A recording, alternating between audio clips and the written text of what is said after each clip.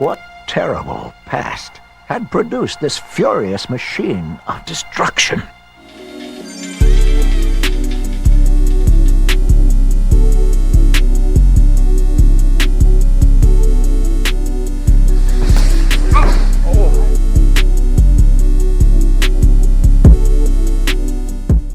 Salam tout le monde, aujourd'hui on va parler un petit peu de Anthony Joshua vs Andy Ruiz, la partie 2. Parce qu'il y a pas mal de choses qui sont sorties récemment, notamment le fait que le combat devait se dérouler en Arabie Saoudite, ce qui peut sembler complètement chelou, enfin personne ne s'y attendait. La news est sortie quelques jours avant, qu'il y avait des rumeurs que ça allait se passer en Arabie Saoudite et que l'Arabie Saoudite était très motivée pour organiser ça. Très motivée, en gros ils balançaient de l'argent et des pétrodollars à fond à toutes les personnes qui étaient impliquées dans le dossier pour que potentiellement le combat termine en Arabie Saoudite.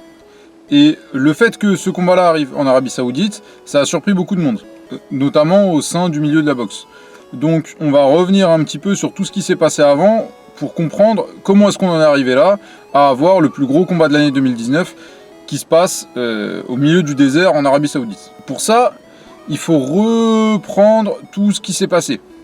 Et on revient au début de l'année 2019. Anthony Joshua, qui a quasiment toutes les ceintures en poids lourd, sauf la WBC qui appartient à Deontay Wilder, décide, avec son entourage, d'aller aux États-Unis pour boxer aux États-Unis. Il veut s'ouvrir au marché américain. Les raisons pour lesquelles il veut boxer aux États-Unis sont en premier lieu économiques. Pour ça, il se trouve un adversaire qui est américain. C'est ce qui se passe quand on va boxer à l'étranger. On se trouve un adversaire qui est du lieu, en espérant qu'il y ait une effervescence autour de ça et que ça ramène du public. Donc il se trouve un adversaire qui vient de là-bas et qui s'appelle Jarrell Miller. Jarrell Miller, il est plus ou moins bien coté chez les poids lourds, sauf que ce qui n'était pas prévu par le clan d'Anthony Joshua, c'est que Jarrell Miller, c'était pas le plus malin des poids lourds. Pourquoi est-ce que c'est pas le plus malin des poids lourds? Parce que une fois que le combat est signé, une fois que l'accord de combat est signé, que tout est mis d'accord, que les boxeurs commencent leur préparation, Jarrell Miller ne trouve rien de mieux à faire que de se faire un checker avec dedans tous les produits dopants qui sont sur le marché. Sauf que ce que Jarrell Miller n'avait pas prévu, ou en tout cas, enfin, c'est pour ça que je dis que c'est pas le plus malin des boxeurs, c'est que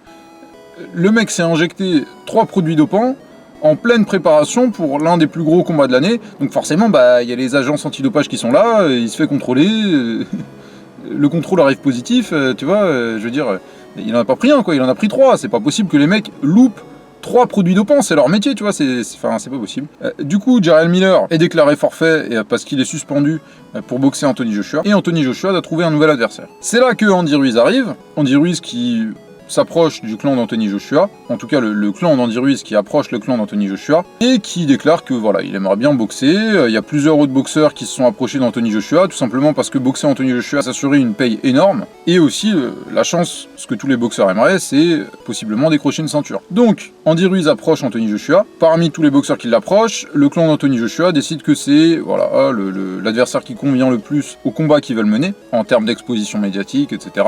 Même si Andy Ruiz n'avait pas forcément une énorme exposition médiatique à l'époque, ils font signer à Andy Ruiz un contrat. Ce contrat implique plusieurs choses. Déjà, le salaire. Andy Ruiz doit toucher 6 millions de dollars pour le premier combat. Et ce contrat implique également une clause de rematch, une clause de revanche. Ce qui se passe dans la plupart des championnats du monde, c'est que la personne qui met en jeu ses ceintures impose une clause de revanche qui fait que automatiquement, en cas de défaite, ce boxeur pourrait reboxer la personne qui vient de le battre pour possiblement regagner ses ceintures. En plus de cette clause de revanche, il s'avère qu'elle est complétée par un salaire pour cette revanche, qui est de 9 millions de dollars. Et ce qui devait arriver arriva. Voilà, on a tous vu le combat, on sait tous comment ça s'est passé. Andy Ruiz Jr. bat Anthony Joshua pour des raisons X ou Y, problème à l'entraînement, déconcentration, ça c'est pas le sujet. En tout cas, Andy Ruiz bat Anthony Joshua. Et donc, automatiquement, cette clause de revanche est activée par le clan d'Anthony Joshua, qui veut boxer Andy Ruiz Jr. pour possiblement reprendre les ceintures que Andy Ruiz Jr. vient de gagner. Jusque-là, tout va bien. Sauf que Andy Ruiz, maintenant qu'il est champion, il commence à avoir quelques demandes, quoi. Il commence à se dire, c'est moi qui ai les manettes, vu que c'est moi qui ai les ceintures, et il commence à s'imposer dans les négociations. À ce moment-là, qu'est-ce qui va se passer? Au moment où les négociations pour les conditions d'une revanche commencent à être négociées, on a Dillian Whyte qui boxe sous les mêmes couleurs que Anthony Joshua, avec le même promoteur qu'Anthony Joshua, qui est Matchroom Boxing, qui boxe en Angleterre.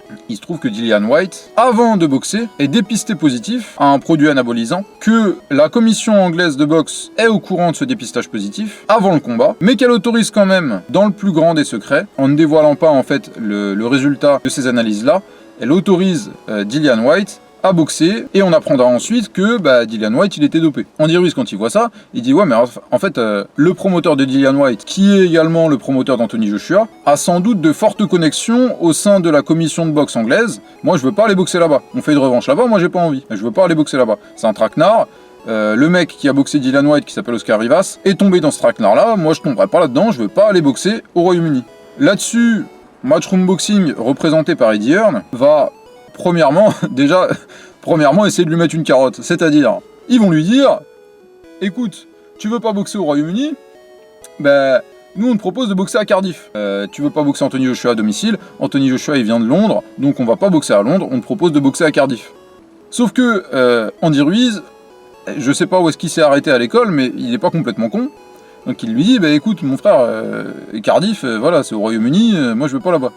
Surtout que Anthony Joshua avait déjà boxé la majorité de ses combats à Cardiff. En tout cas, l'un des premiers lieux qui a été discuté, et qui a été pour longtemps pressenti comme étant le lieu dans lequel Anthony Joshua et Andy Ruiz allaient faire leur revanche, c'était Cardiff. Andy Ruiz se laisse pas avoir et il dit non, moi je veux pas aller à Cardiff, tu me trouves un autre endroit, sinon je le boxe pas. Il propose lui-même d'ailleurs d'organiser ce combat au Mexique, étant donné que lui il est d'origine mexicaine, ou alors, en dernier lieu, de faire ce combat dans un lieu neutre. Et là s'invitent dans la discussion les Saoudiens. Les pays du Golfe, ça fait un moment qu'ils essayent d'organiser tout un tas d'événements sportifs. Voilà, il y a la Coupe du Monde de foot, on est tous au courant que ça va se passer au Qatar, mais c'est le cas de toutes les autres monarchies du Golfe. Monarchie, pas monarchie, j'en sais rien, enfin tous les autres pays du Golfe veulent organiser des événements sportifs.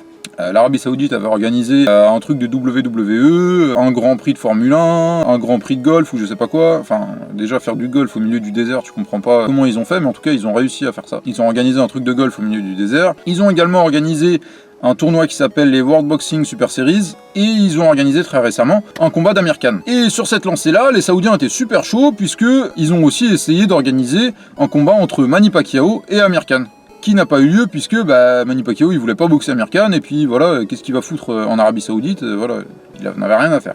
Parenthèse fermée donc, et on voit bien que les Saoudiens sont très chauds pour organiser tout un tas d'événements sportifs. Donc, sans surprise, les mecs vont, une fois qu'ils entendent que Matchroom Boxing est à la recherche d'un lieu pour organiser Anthony Joshua contre Andy Ruiz, partie 2, qui n'est ni les États-Unis, ni le Royaume-Uni, les mecs vont les voir et lui disent écoute, nous, tu peux venir chez nous, quoi, tu vois.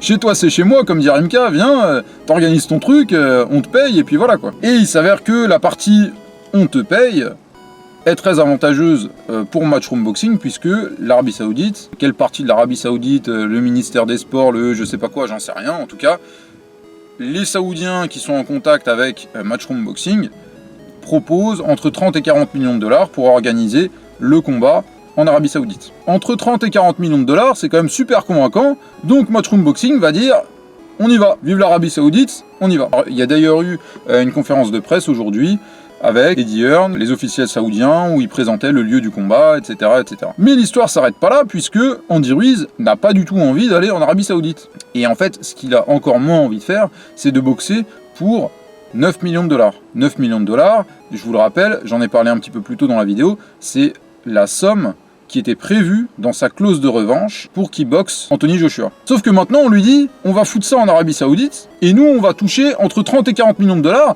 mais cette somme là toi t'auras rien du tout. Et lui il dit non mais ça se passe pas comme ça mon frère, tu touches entre 30 et 40 millions de dollars, moi je veux une partie, tu vois. Donc pour l'instant ce qui semble ressortir de la communication d'Andy Ruiz Jr.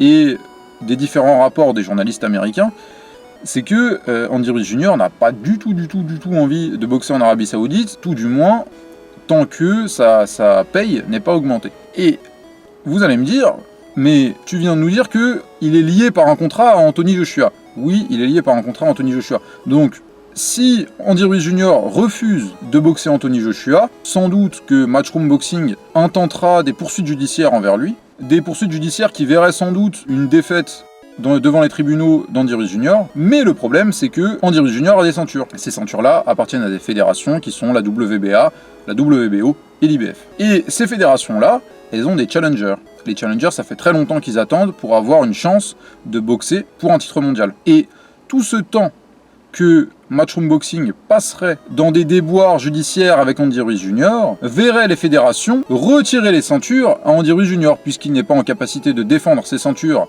soit cas exceptionnel face à Anthony Joshua, soit face au challenger officiel, il verrait donc les fédérations retirer les ceintures à Andy Ruiz Jr. Ce qui n'est pas du tout au goût de Matchroom Boxing. Matchroom Boxing, eux, ce qu'ils veulent, c'est que Anthony Joshua puisse prendre sa revanche contre Andy Ruiz Jr., mais également que Anthony Joshua ait la chance, en boxant Andy Ruiz Jr., de reprendre toutes ses ceintures. Andy Ruiz Jr. sans ses ceintures, Anthony Joshua, il en a rien à foutre. Il veut venger sa seule défaite de carrière, mais lui, ce qui l'intéresse surtout, c'est de reprendre toutes les ceintures. Donc, Matchroom Boxing n'a pas du tout envie que cette affaire prenne trop de temps. Cette affaire de négociation avec Andy Ruiz Jr., ils ne veulent pas du tout que ça prenne trop de temps, même si le temps leur donnerait raison. Mais ce temps-là s'avère aussi contre eux, puisque eux, ce qu'ils veulent, c'est reprendre les ceintures, et ce temps verrait Andy Ruiz Jr.